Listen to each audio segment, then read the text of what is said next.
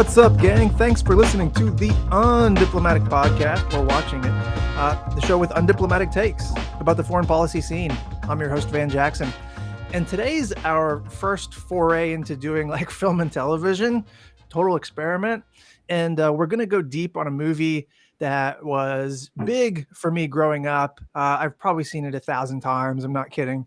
I'm talking about the 1998 cult political comedy Bulworth, starring Warren Beatty, co-written by Warren Beatty, directed by Warren Beatty, and co-produced by Warren Beatty.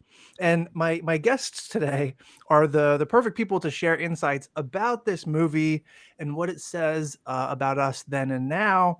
New friend of the pod, Colette Shade, and returning champion Matt Duss. Do you guys want to say a quick word about yourselves? Sure. Hi, I'm Colette Shade. I'm a writer, and I've got a book coming out probably sometime in 2024 with HarperCollins called Y2K, Pop Culture at the End of the American Dream. It's a series of personal essays that expand into broader political, cultural analysis about the years 1997 through 2008. And to clarify, that's the dot-com bubble through the financial crisis in 2008. If you want to follow me, I'm on Twitter at Ms. Shade. That's at MSSHADE. Nice. Hey, I'm Matt Duss. I'm a visiting scholar at the Carnegie Endowment for International Peace. Previously, I was a foreign policy advisor for Senator Bernie Sanders. Really glad to be back on the pod. And usually, we spend some time talking about foreign policy before we get to the real stuff, which is talking about movies. So glad to be here to just get right to the real stuff. That's right. Skip the main course, go straight to dessert. I guess I should say some stuff about background of the movie and like just the facts, and then we can get into some interpretive whatever. It takes place, the synopsis, in 1996. This is when Clinton is going up for re-election, and it's the story of J. Billington Bulworth, a California senator, once very liberal, but by the 90s, he finds himself kind of selling out and running for re-election on what at the time was called like third way liberalism, which was basically a Republican agenda with a Democrat label on it. And he's so depressed by his own soullessness that he takes out a $10 million life insurance policy on himself. He hires a hitman to kill him. And then with nothing to lose, he starts speaking truth publicly about political corruption and the extreme racial and class divides in society, the need for social democracy. And then the kicker is that he's doing all of this in the form of rhymes. It's like he adopts or appropriates a hip hop affect. And the movie kind of bounces between settings in South Central in the hood and political events and political fundraisers and talk shows around LA. And all these photos that they show in the beginning in Bulworth's office are actual photos of Beatty, with Huey Newton, with Robert Kennedy.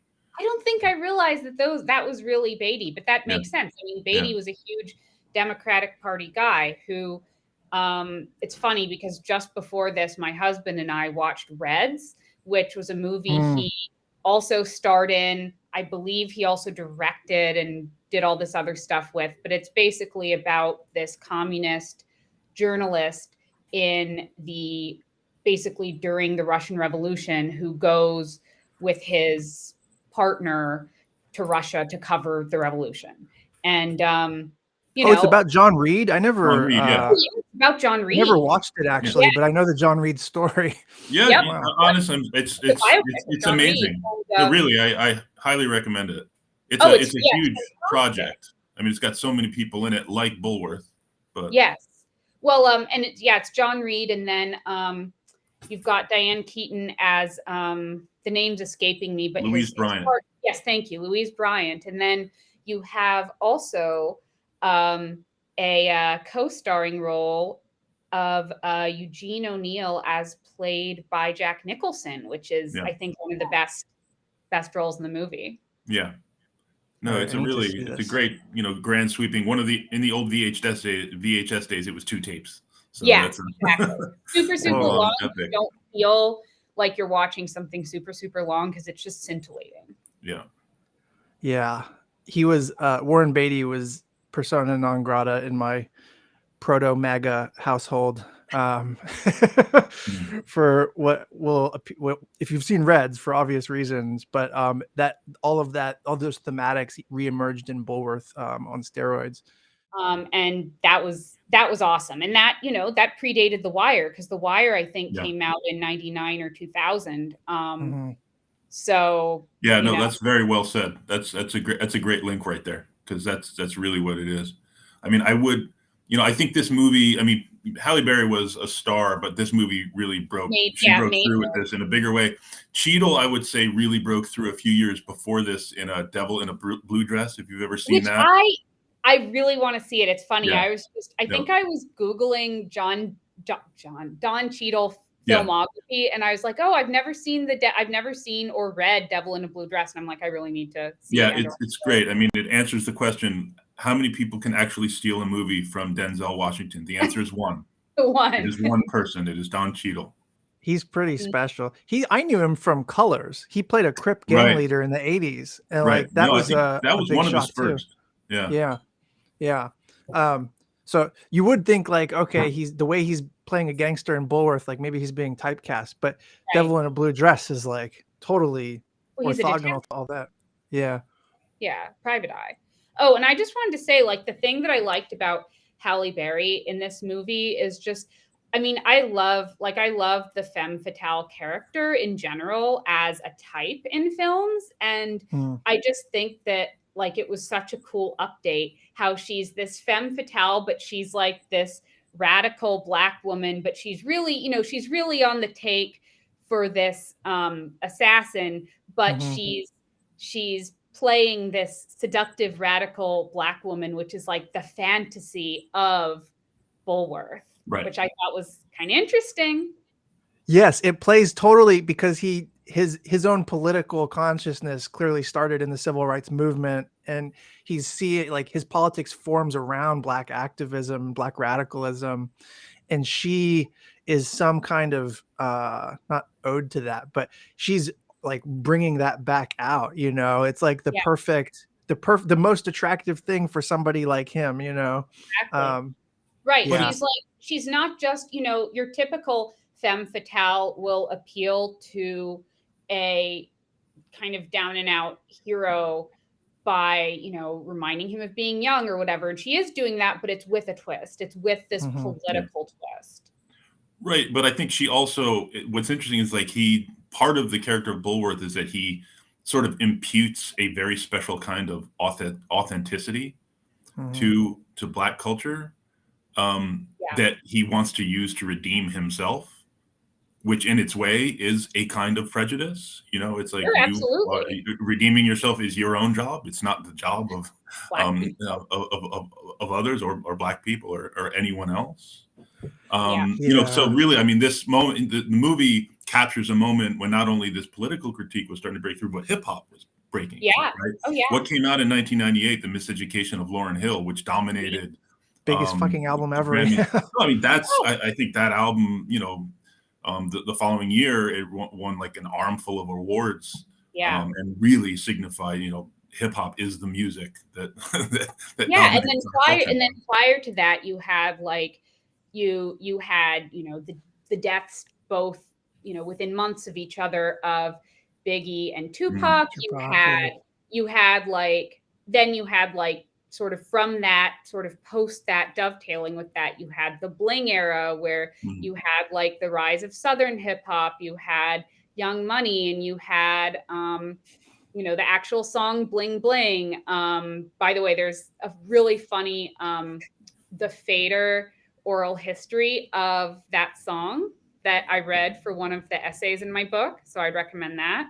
But yeah, right, like hip hop had really at that point gone from being a genre of music that was still somewhat marginal and seen as, in at least in the sense of like popular culture, which was still at that time overwhelmingly white, to being basically usurping at that time rock and roll's Right. It role became as something that you would hear in Pottery Barn. 100%. Exactly.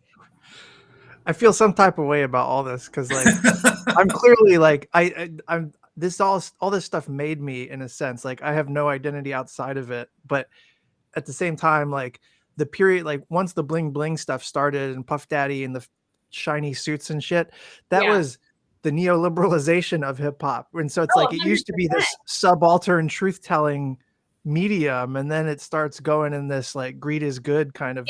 Yeah, but what's funny too is I think that the bling bling era, it has, and again, this is something that I explore in this essay. I think that it actually was one of the few venues where we could explore what was actually happening economically, even whether or not that was on purpose or not on purpose, right? Like, I think about how Jay-Z said Coke prices up and down like it's Wall Street homes, you know? Like he's drawing an explicit link between his time as a drug dealer, a street drug dealer, and in the Marcy Project, and this neoliberalization of this economy, this winner take all economy, and the violence that occurs at these high levels of people getting laid off and stuff like that. That's not coded as violence, even if it's like causing people to be homeless and not have health care. But if you shoot someone over a turf war for property of, for the corner that you're selling dope on, like that's coded as crime. And I think in that way, by reflecting the latter, hip hop allows us to see the former a little bit. Yeah, that's interesting. You had this book that you just finished writing. There's a part of it where you deal with like hip hop in this era and white people. Maybe it's the same chapter you're talking about, but yeah, I mean, so like my political consciousness comes from hip hop, but then like Marco Rubio is one of my contemporaries. He's just a fuckface reactionary version. And he also thinks that Wu-Tang is the shit. And so like, what are people who are actively seek to like perpetuate racial capitalism and racial hierarchies? What is it that they're getting out of hip hop that I'm like, if it's the art form of the oppressed, right? And so like, the fuck what are they doing? What do they see in it? What do they get out of it? What's going on there? A lot. I mean, I think basically it comes down to a kind of psychoanalyzing of these people, right? Like why do they like it? What are they getting out of it? Because it does seem paradoxical that someone who wants to explicitly lock up Black and brown people loves Wu-Tang. But the thing is, so I have this theory that I explore in this essay. Hip hop is, and this was informed by a chapter I read from a book called Wages of Whiteness by David Roediger, where he writes about the history of minstrelsy. And he talks about how minstrelsy in the 19th century was a way to emphasize whiteness, and particularly for like Irish immigrants who are trying to get a piece of the pie, they could say, hey, look, we're dressing up as Black people, so we can't be Black because we're pretending to be Black, right? If you're putting on a costume, you're not that thing. And it was a way of comparing themselves to these Black stereotypes. They could be the upstanding white people, and then the people who they dressed up as for the entertainment of other white people, that was, those are criminals, those are lazy people, those are people who are sexually unable to control their sexual and other appetites, right? Whereas we're white. And this really functions fundamentally in the same way. And now I want to be very clear, because I think that I'm talking about an affect here versus just being a fan. And I think that it's the orientation toward the music and your prevailing attitudes that really count here, right? So when you have someone like Marco Rubio listening to hip hop, my guess, based on like Republicans I've met throughout my life, like Republican fraternity boys, for instance, who love hip hop, white ones, they're listening to it and they're finding it kind of funny, right? Like, ha ha, I'm rich and white, not poor and black. Like, look at those people over there. That's why they deserve to be in prison, because they're out there dealing drugs, and they're the materialistic ones who are living off ill-gotten wealth, and they're the ones who are abusing women. Definitely not me in a fraternity. I'm not abusing women, guys, right? And so it's a way of both defining your own whiteness, and then it's also blaming and justifying mass incarceration and racial capitalism. Does that all kind of make sense? So they're listening to it and they're hearing these stories of disenfranchisement and being like, well, them's the breaks, to eat shit, too bad. I'm glad that's not me. Like, what? Yeah, kinda. I think horrible. Actually that is part of it. I think, and again, that's not conscious. I don't think they're saying I'm sure. This is all sort of subconscious, but I do think that, yes. I mean, I'll say, I know that some conservatives also enjoy hip hop because they see it as an affirmation of capitalism, the hustle. Oh, sure. That also makes, I mean, just straightforwardly. Yeah. So they're finding something. Yeah. Some people, who knows why Marco Rubio enjoys it, or someone like Paul Ryan, who talked about loving listening to Rage Against the Machine while he did his workouts, which caused Rage Against the Machine, or Tom Morello, I guess, to kind of tweet at him, "This is definitely not for you, man." Yeah. Stop. But that's just it is. It's for anyone who wants to listen to it. I mean, that's how art works, and who knows at what level anyone can enjoy it.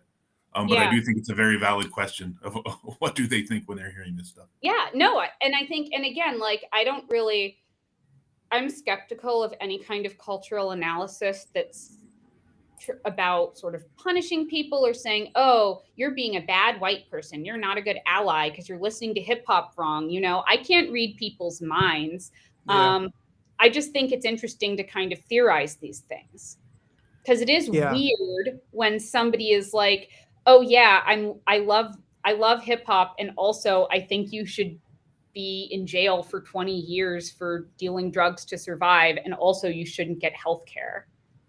Well, I misunderstood. Like, this stuff was so formative for me that I assumed for a long time that, like, if you were a hip hop head, then you obviously had my same sort of like radical inflected politics or like progressive ideals, and so like I was at a extremely hawky national security think tank, a primacist think tank, the worst of the worst in some senses, and people who know me know what I'm talking about. And one of the bonding like sources of solidarity among us socially, because we were all on the younger side, was like Tribe Called Quest. And we were talking about hip hop in the context of like, which war are we gonna fucking plot next? And like the hip hop stuff made me assume that like we clearly all have the same larger vision that we're working towards, and it just happens to be that like warmongering is the theory for how we get there. And the more I spent time with that, the more I saw that as like just a wildly ridiculous dead end, and not good. But the hip hop obscured the horribleness of the theory that we were operating on, because it was like, oh, we all are of the same milieu. Well, that was not the case at all. It also makes me think of, and this doesn't quite have the race component, but it makes me think of the Grateful Dead and Fish. So it's huge. I don't know if you guys know this, but a lot of Republicans, Tucker Carlson loves the Grateful Dead, Ann Coulter loves the Grateful Dead. Yeah. There's a strong tradition. Oh yeah. So there's a strong tradition of like people in prep schools loving the Grateful Dead, and Republicans for whom, there's a decent, overlap there of these people loving the Grateful Dead. And I think when I first learned that, I was very surprised, because I always thought, oh, oh, that's a hippie band, that's for peaceniks, that's for people who, vote for Ralph Nader. But Yeah. obviously that's not the case. So I just, I think it also is, it's also that as well. It's that merely liking something or liking a certain style of clothing or a certain style of music, that's not enough.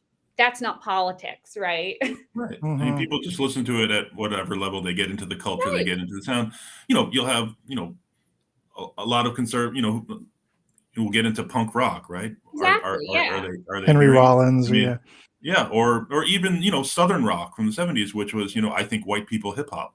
Yeah. Was the sound of working class, well, like the Allman Brothers, Leonard Skinner. Yeah.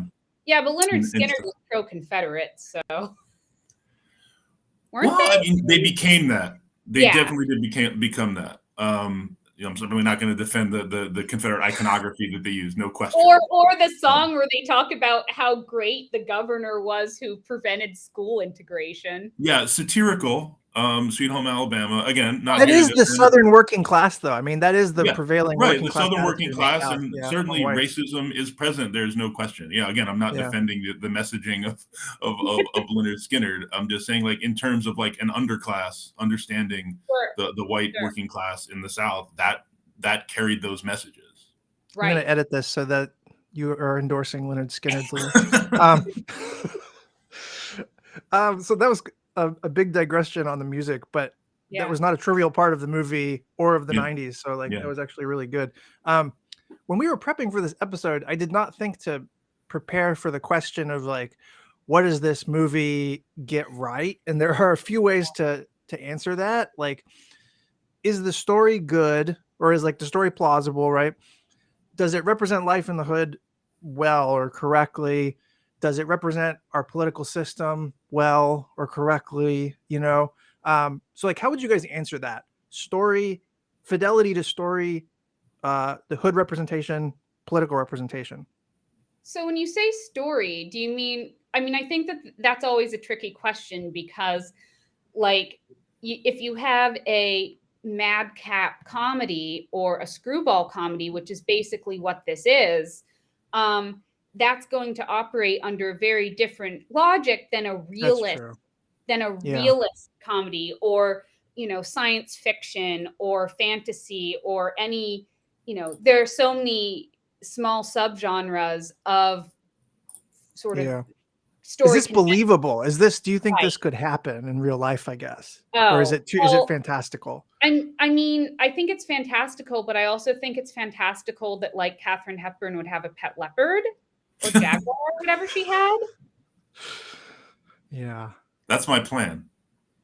No, but I agree. I mean, it is, I mean, just like for a minute, like, let's look at like the after hours club that they go to, which is just like this fantasy. It's like, there's 40s, everyone's smoking blunts, there's plates of ribs, Yeah.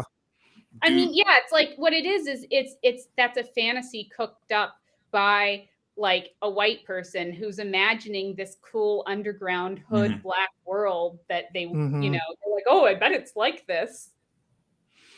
Yeah. I mean, so I thought I thought the movie was fantastical, or the story was fantastical, but in a way that I wanted to almost be true, like somebody could do this. And then I thought the representation of the hood was like flat, or it was like one-dimensional, and it leaned pretty heavily into like racial stereotypes, which is not great. But like the politics of it were pretty bang on, particularly in the 90s. I was shocked by the politics. So going in, like, I didn't read any of the reviews or anything. So I went in thinking, oh my God, this is going to be a cringe fest. I'm going to hate it. And I was shocked. Like, I really loved it. I thought it, again, like, obviously, as we've said, like, there are some shortcomings there, and there are other shortcomings, I think that we can talk about. But yeah, like, the politics were correct. I thought it was funny. Like, it made me laugh in a way where I was like, oh, I'm going to laugh, but I'm only going to be laughing at it. But I actually was laughing at the places where I was intended to laugh. Yeah. Maybe this is a good point to talk about where this doesn't fit with the culture now, or like to the extent does it fit with the culture? I mean, so you watched it for the first time a few weeks ago, yeah? Yeah. So in its moment, it was quite radical. Yeah. But then, is it still radical? Is it, or is it just like radically inappropriate? Because like he's got that line about like goes to the black church and he's like, if you don't put down the malt liquor and chicken wings and get behind someone other than a running back who stabs his wife, which is a reference to O.J. Simpson for the Gen Z people. Yeah, I mean, but that's like again leaning into those racial stereotypes. He goes to the Hollywood fundraiser and says a bunch of stereotypes, like anti-Semitic type stuff. I don't know. Like, does that fly now? It didn't bother me, but like, I also saw it in the '90s when nobody had hangups about those things the same way. Yeah, I mean, I think people have too many hangups about these things, and it's complicated, right? Because I think also in the '90s you could kind of culturally get away with saying some pretty astoundingly racist and sexist stuff and really mean it. Yeah. And there weren't many consequences for it. And in fact, you'd be praised as like, or just, not even praised, it would just be normalized. But I think that there, so I think there's been a necessary correction in terms of saying, hey, maybe this, that, and the other thing is not, so cool to say, or it's racist, or it's sexist, or ableist, or homophobic, or whatever. But I think that there is a fear of, like, if you're white, basically stepping into something where you could get like piled on, right? And that's, if you do something and it doesn't hit and it's bad, I don't think people should have to like laud you or say, wow, that was so brave. But I think that I don't know, I'm thinking about like just in the literary world, there have been a couple of pretty preposterous discourses about, if you're a fiction writer, should you be allowed to write characters who are not your race or your gender or whatever? And I just think that's ridiculous, because what is fiction, right? Yeah. What is film? It's making up shit that doesn't exist and using your imagination to occupy the life and experience of someone else. And, and that's not to say, that's all, that it is risky if you don't know what you're talking about, and you could very well be laughed at, but I don't think it's a should you be allowed to thing. See what I'm saying? Yeah, that makes sense. Yeah, I mean, I think part of it is also could a racist or a bigot or an anti-Semite come away from the movie affirmed in their racism and anti-Semitism?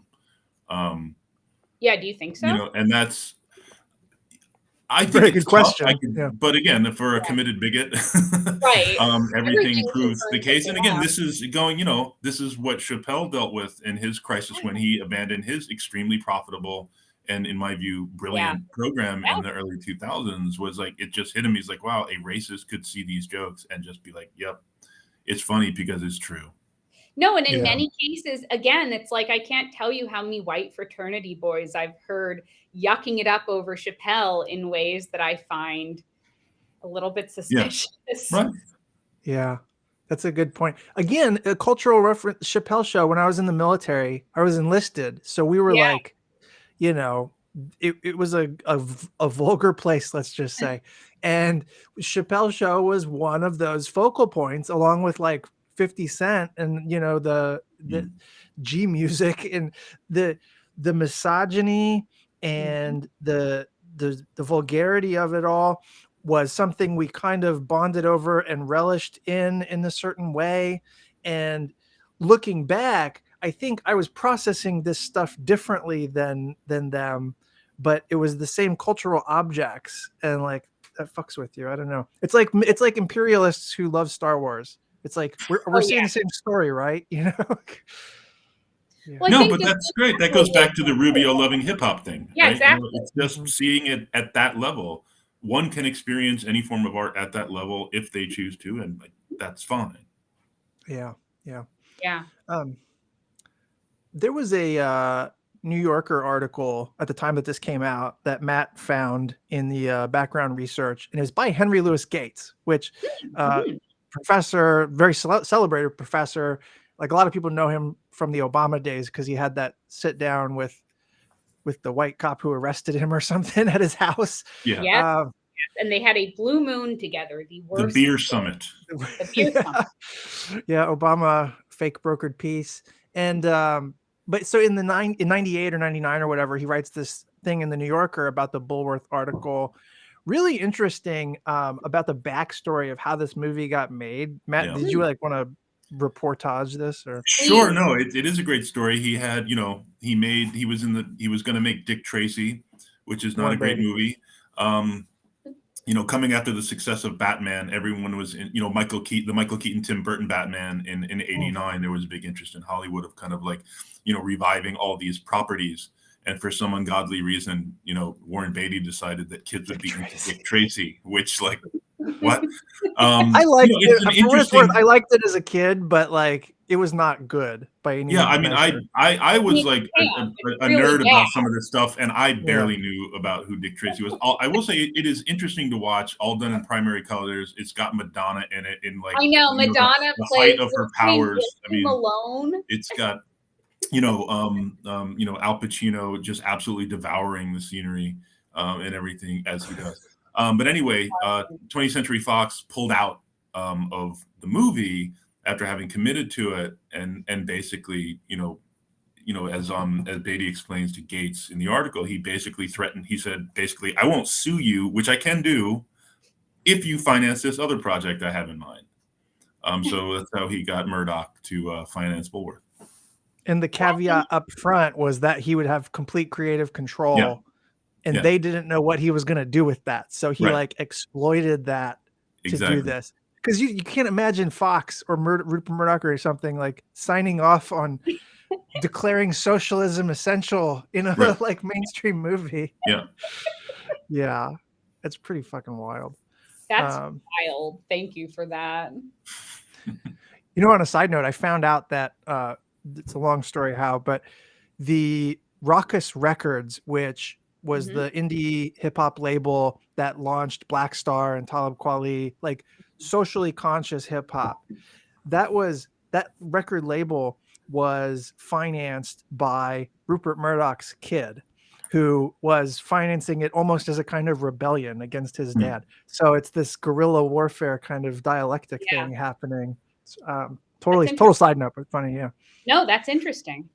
Did you guys watch this when it came out? Well, Colette, you were like 5th grade or something when this came out. I was in 5th grade, and probably not. So no. So one, I had zero interest in this because I felt that politics were boring, as I told my parents at the dinner table, because that's what we were always talking about in DC.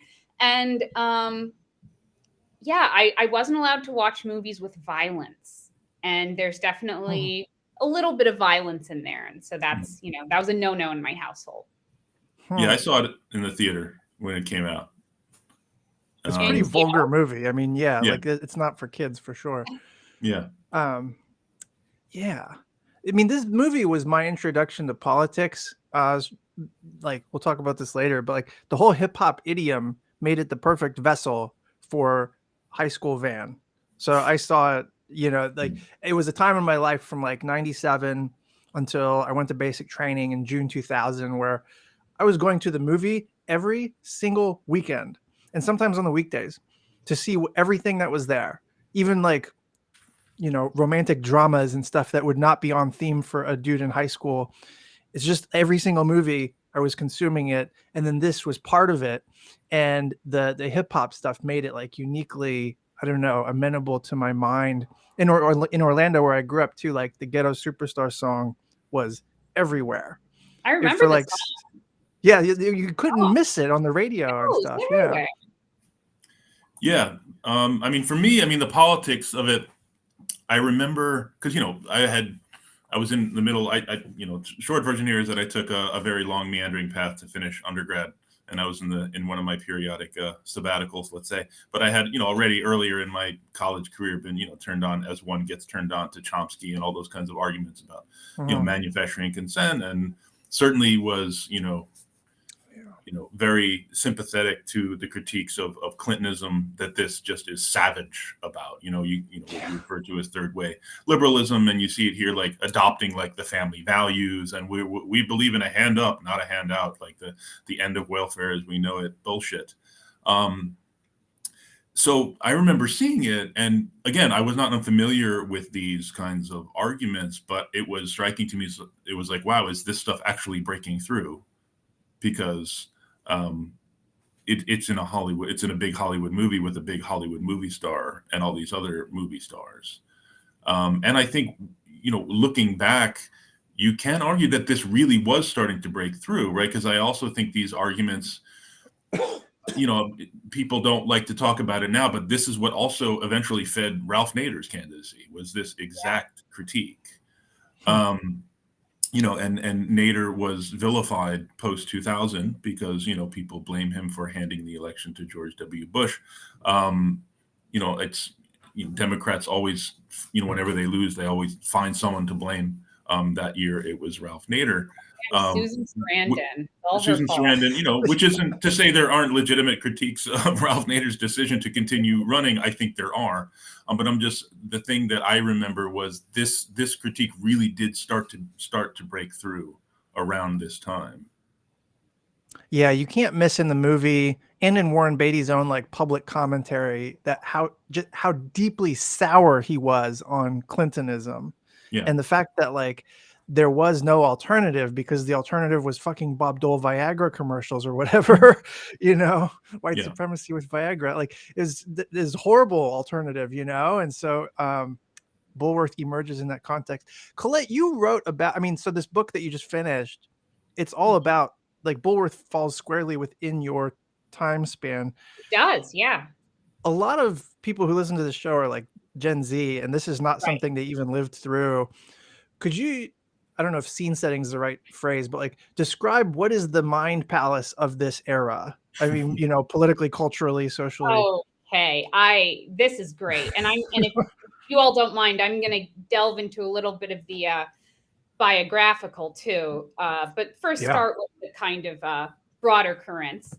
So the Cold War was over. 1991, the Cold War was over, and we won, baby. We won. We're the sole global hegemon. The European Union was, had just come together, was in the process of kind of hammering things out. There were all of these trade treaties that we were in charge of, like NAFTA and CAFTA, and we were just spreading free trade and unregulated post-industrial, or not post-industrial, but post-unionized commerce all around the world. And it was the end of history. It was the end of history, baby, as Francis Fukuyama told us all in his best-selling book. And then you also had, like this real sense of excitement and possibility.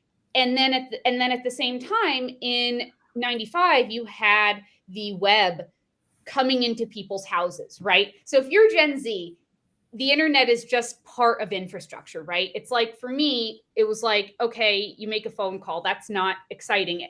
It's always been around. But I remember the exact specific day in 1995 when my household got hooked up to the internet, right? So you've got that.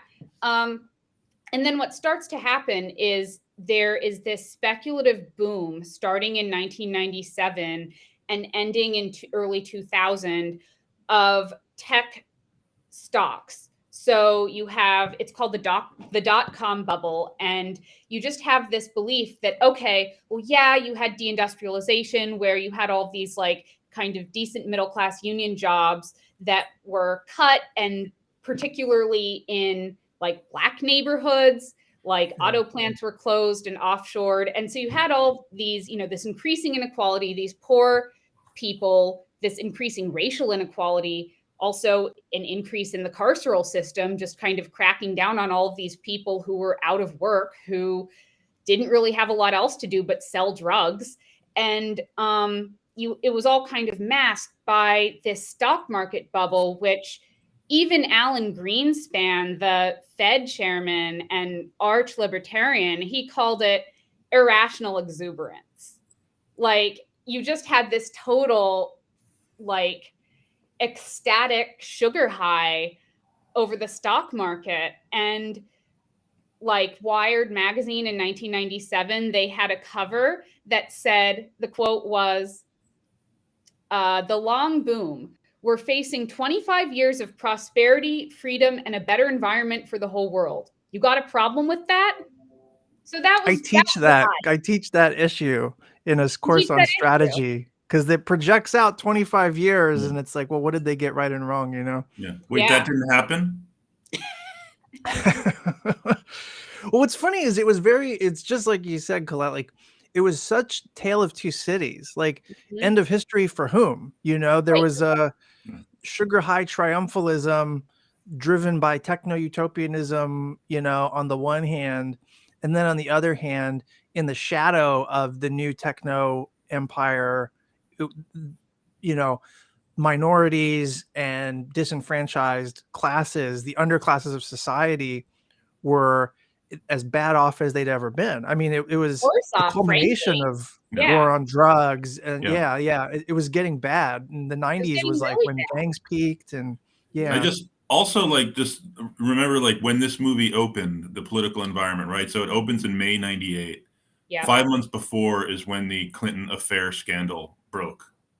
So we are very much in the middle of all of that, which, you know, having kind of lived through it and was certainly very, you know, politically aware and engaged, you know, not at the level I am now, but still, you know, as someone who was paying pretty close attention to that stuff, it, you know, I see it that as kind of, you know, really, you know, accelerating the kind of, you know, the polarization and the kind of negative partisanship that it just infects our politics now. But that's true. But also what's so ironic is that then in the 2000 election, the whole joke that was kind of accepted by everyone, even people who were partisans for one side or the other, was, oh, well, gee, both of these guys are the same. George W. Bush, Al Gore, they're kind of offering the same thing. Cool. They're both offering unregulated anti-union capitalism, and you know. Yeah, and again, and some of them, you know, the people, some people thought that was great, and you know, again, but that was Nader's critique too. I mean, he called them Tweedledum and Tweedledee, and in retrospect, I think that was an overstatement. I think we found that, in fact, no, there are very important differences, in what these two guys have in mind, but it was especially in what you're saying in terms of their approach to trade and generally in neoliberalism, it was very much the same. They were not offering much different on that. And I think that is very, very key, because this movie does, even though it certainly deals with issues of race, you know, if we're going to get to what some of the key parts of the movie, for me, it's that speech that Halle Berry gives when they're sitting in the limo in the garage. I was going to bring that up. You know, a very, as she, you know, explains, I'm a materialist. And here's what's going on. And I don't want to break into it, but we just got to pause for a minute and I think recognize that Halle Berry just owns this movie, man. 100%. I mean, she owns this movie the way Ingrid Bergman owns Casablanca, man. As soon as you see her, you're like, when she's not on screen, you're like, where'd she go? Why isn't she on screen right now? All the flavor of the movie comes from her presence. She has a gravitas. And that says a lot, because again, this movie has a murderer's row of great character actors. Yeah, dude, I was going to use that exact phrase, murderer's row. Sorry. You may have used it in an early email, so I apologize. But like Jack Warden, and you know, and we also have to get to at some point Ennio Morricone, who, in my view, the greatest film composer of all time. Who wasn't doing a lot of work. I did not know that he did. I'm not like a super expert on him. I just know, you know, an ex of mine who's a major cinemaphile is just, you know, loves him. But yeah, I didn't know he did the soundtrack. Yeah, I mean, there's not a lot of, you know, of soundtrack. I mean, there's a lot of hip hop in it, and there's not a lot of kind of symphonic, but there is a bit, and it's very effective because he's brilliant.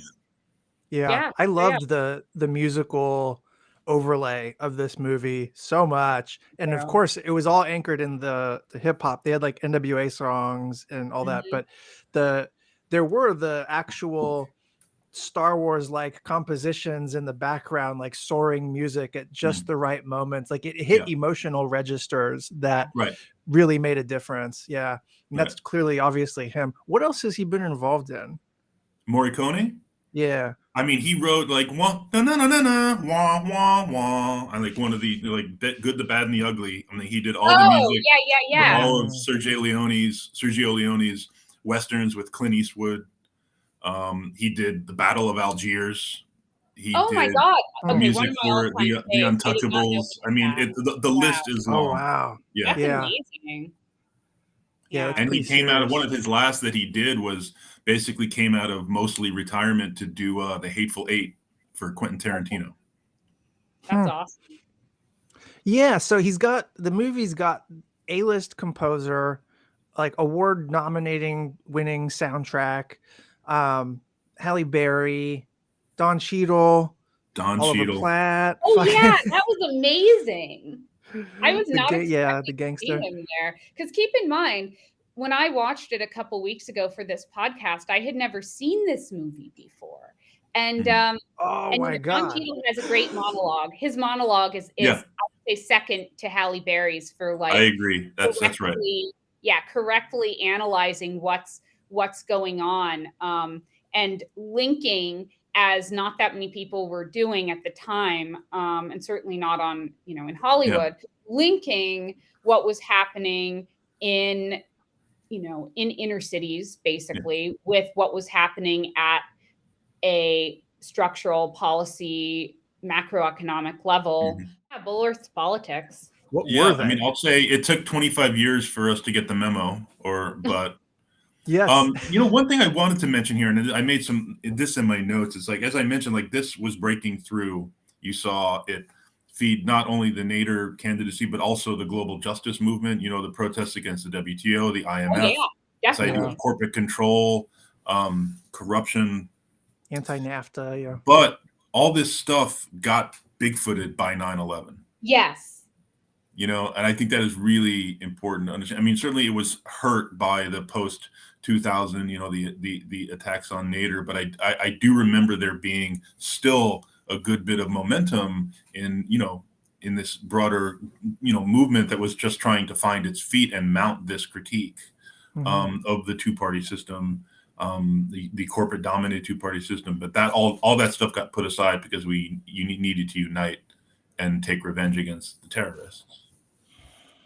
And then also you had, the people on the left went into full like defense mode, being like, okay, let's put that aside for now. Let's only focus on the Iraq War, which obviously I'm not saying that was a bad tech. I mean, the Iraq War was terrible. But I think, like you said, Matt, it all got kind of put aside. So I'm working on a book right now with Mike Brennis it's called The Rivalry Peril. And like, it's there.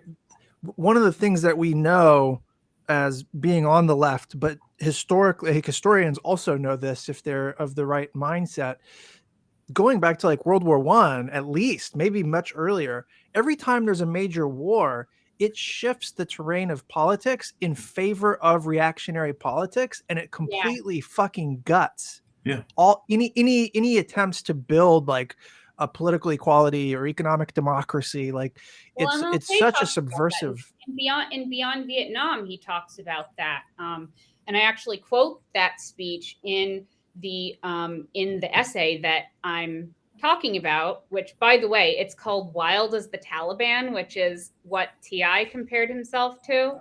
Because I think another thing that hip hop did in the post 9/11 era was it actually allowed us to kind of explore what was going on in Iraq and Afghanistan without really facing it. But because a lot of rappers used military imagery and they connected it explicitly with like, I'm a soldier, I'm a drug dealer. It's like the same thing. I'm a troop. I have these military grade weapons. And, they wore camouflage, and that was a big trend at the time. Living metaphor. Yeah. Living metaphor. Exactly. But so, right. And I think like, so in the Beyond Vietnam speech, MLK calls it the demonic suction tube. This taking of grievance and reaction from abroad and bringing it back home, which is also something Kathleen Belew talks about. It's also something Greg Grandin talks about. Yeah. I mean, just to not to. I mean, obviously, I totally disagree with the political function of war and the kind of the political environment that creates. But just to complicate it a bit, going back to Halle Berry's great speech in the limo, she talks about World War II and the creation of the mass industrialization, all these this military industry jobs for Black folks that created the economic base for the civil rights movement. Yeah, it's the new. I mean, it's the New Deal order that gave the civil rights generation its juice. Like, it was a condition of possibility for the Malcolm X, MLK generation to do what it did, but it's also the New Deal order that got killed in order to do Vietnam. So it's like the problem is with our Washington memory about war as a unifying force is that it cherry picks specifically the one war, World War II, where inequality lowers on the back end because it was in a context of Roosevelt pushing the New Deal order, So it's like World War II ended the Great Depression, which is like not nothing. But that's not how World War I functioned. It's not how Vietnam functioned. That's not how Iraq has fucked us in so many ways. And so there's just and more than anything, it forces progressives to sort of either shut up or move right. You don't get neoliberalism without the Vietnam War in a certain perspective. That might be overstating it, but these things are connected in ways that are pernicious for progressive politics. It's tough. No, absolutely. And I just finished reading Malcolm Harris's book, Palo Alto, which actually it overlaps a bit with my experiences going out to visit family in the Bay Area, and kind of expectations of me growing up. But he talks at great length about this, right? About the way that the Silicon Valley state was this sort of, what does he call it? He calls it missile suburbs that were created by Silicon Valley, because a lot of the big post World War II tech boom, really what it was about was military technology, the building up of military technology. But then the other thing he says was that ended up empowering all of these liberation movements, Black power, Native power movements.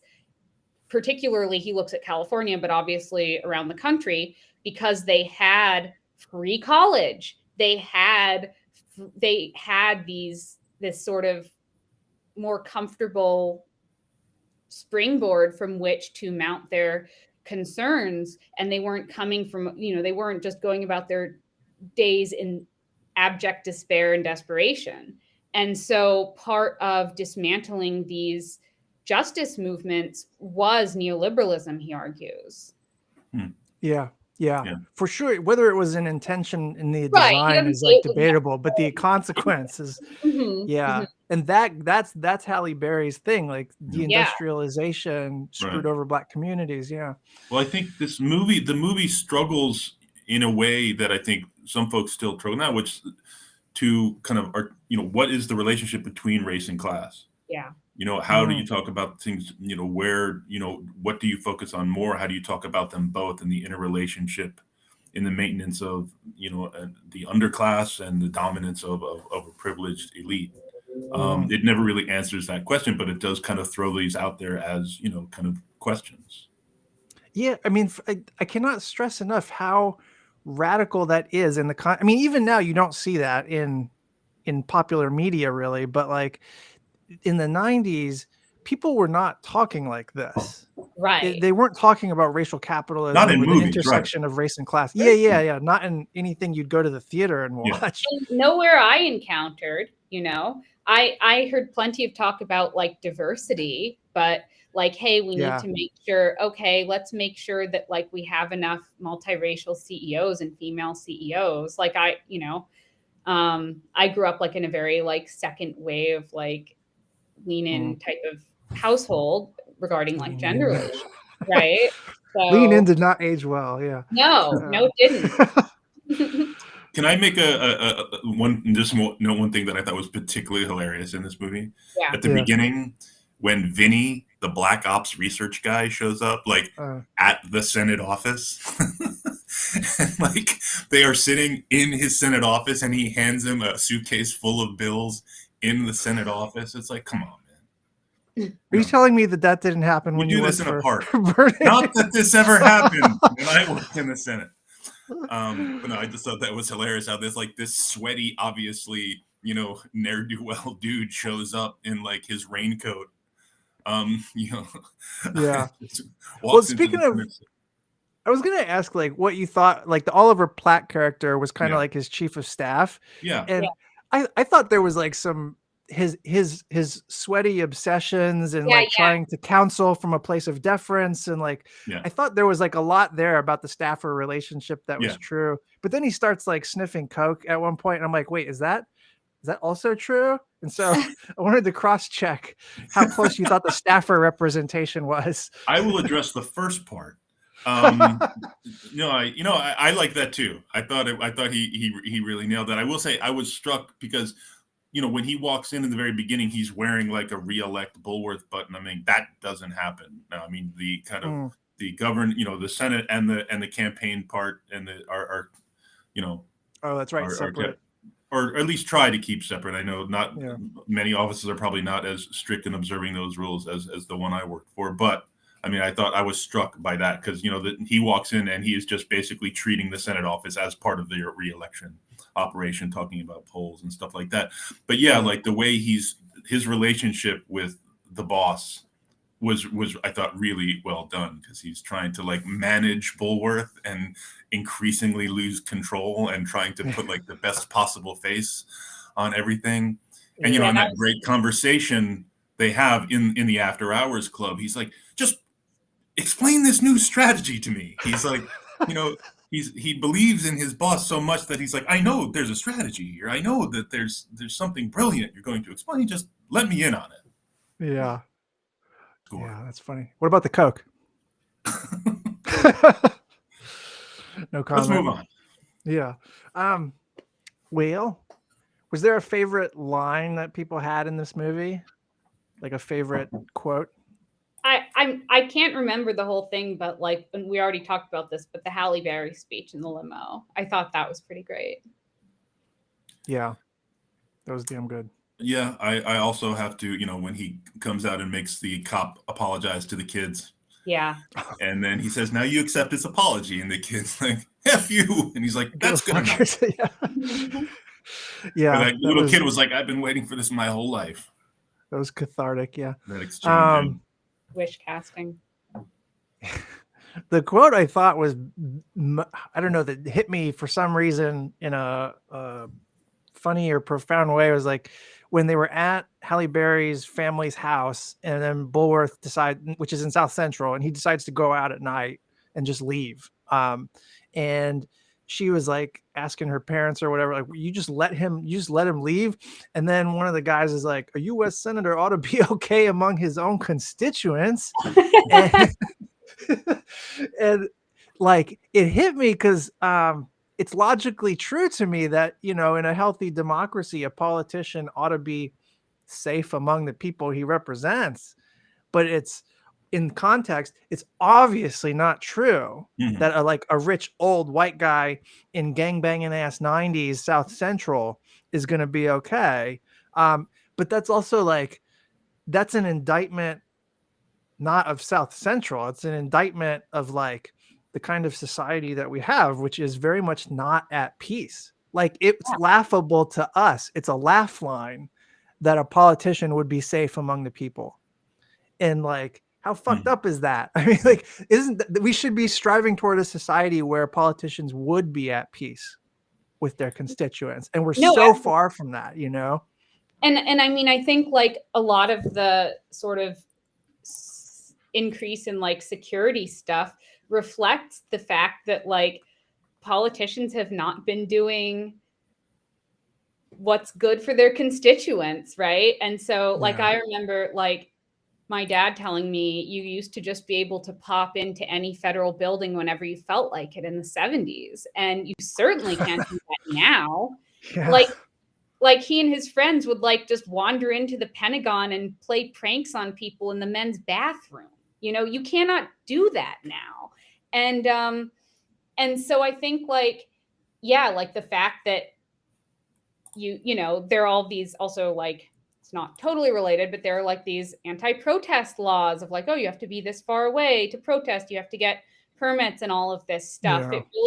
It reflects not only a decrease basically in free speech, but it is related to the fact that the people in power are generally not doing things that are in their constituents' best interests, and their constituents are quite rightly a little more than a little upset. Yeah, 100%. Conscious of time. I guess maybe like, I don't know if this is the last question, but at least one of the last ones. Do you think Bulworth presaged Bernie in a way? And do you think it's like correct or a misappropriation to say that like Trump is expressing that? I know Obama in 2013, he said that he wished he could go full Bulworth and like tell the people what it's like. And I feel like to me, that's kind of an indictment of Obama that he would say he wishes he could do that because he could. I mean, you literally can. Yeah. You know, I mean, but I would answer the question, yes, both in terms, you know, again, it's the people can overstate the similarity between Bernie and Trump, but they both in their own way were telling people that the system is rigged. Yeah. That is the message that Bulworth is sending. The system is rigged. And the reason why it resonated is because the system is rigged. You know, I mean, Trump did it in his, you know, bigoted, racist, misogynist, and, you know, disunifying way, as demagogues do. Obviously, I'm biased here, but I think Bernie did it in a much more unifying and constructive way. But at root, there was a critique of the system, and I think that's what you see from Bulworth. Like I said, it just took 2 decades, unfortunately, for that memo to land. You know, it took a series of crises, which you write about in your book. You know, the .com bust, the Iraq War, the financial crisis. And it really, you know, it's almost a lament to look back and say we could have heard this message earlier, if only. Yeah, I mean, there were a lot of people though who were, well, not a lot of people, but there were some people who were saying what the truth was, right? You had like Barbara Ehrenreich, who wrote Nickel and Dimed in 1999, 2000, and that was a bestseller, and it got taught at like Harvard. In I think it was like picked for like all incoming freshmen to read one year. And you had Rage Against the Machine. They were telling it like it was. To a certain extent, you know, certain rappers were telling it like it was. And so you had, you know, Bulworth is telling it like it was. So you had these messages, but yeah, it was, you're right, Matt. It does feel like this lament that no one can hear. Like you had these people who were, I mean, Bernie was telling it like it was, you know, at the time. Bernie, you know, and you know, he was a senator. He was, right? Or well, he was in the House at that point. Oh, he's in the House. Okay. And when did he jump over to being a senator? In 2012. 2012. But he was in the House, right? So he was just probably, So you had these people saying these things, but there was just, it was like we were all, but it was like so many people were sort of living in this dream that they hadn't woken up from yet. Yeah, the Bush years were wildly oppressive on the discourse somehow. Sorry, it was 2006. My bad. A little brain fart there when Bernie did. I had to correct that. It's all good. Sorry, you were saying, Van? No. I was just saying how dystopian the Bush years were. They're awful. Yeah. and again, it put all liberals and progressives and leftists, whatever you were, it put us all on a back foot, just trying to defend, hey, maybe the government shouldn't read all of our emails and store them in a server somewhere and things like that. Yeah, radical. Okay. Any parting shots, thoughts, anything we missed? I look forward to the next one. Yeah, I'd love to come back. Fun as hell, man. Yeah. Like, listeners, viewers, if you were into this, let me know, because I would like to do this again. This is more fun than the normal foreign policy discussions, for sure. Listen, especially if we want to, once your book's out and we want to come back and plumb 90s culture. Yeah, I have a whole essay on You've Got Mail. Oh boy, that was on my TV last night randomly. Yeah, and Dave Chappelle was in it, which I did not know. He's in it. He is. Parker Posey. No, there's some folks in that movie. All right. Well, I man, would love to do this again. This was fun, guys. Thanks for doing it. Yeah, Thanks for enjoyed it having a lot. All right. Bye-bye. Take it easy, guys.